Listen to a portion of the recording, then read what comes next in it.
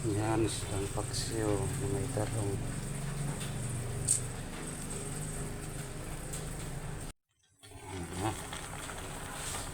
Kumukulo na kumukulo.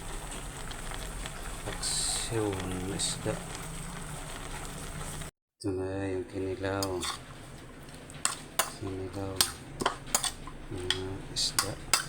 Guys, sobrang sarap nito.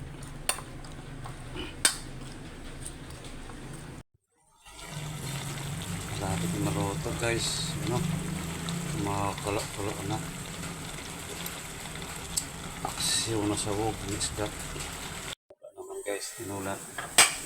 Yan, tinula na sawog ng isda. Yan.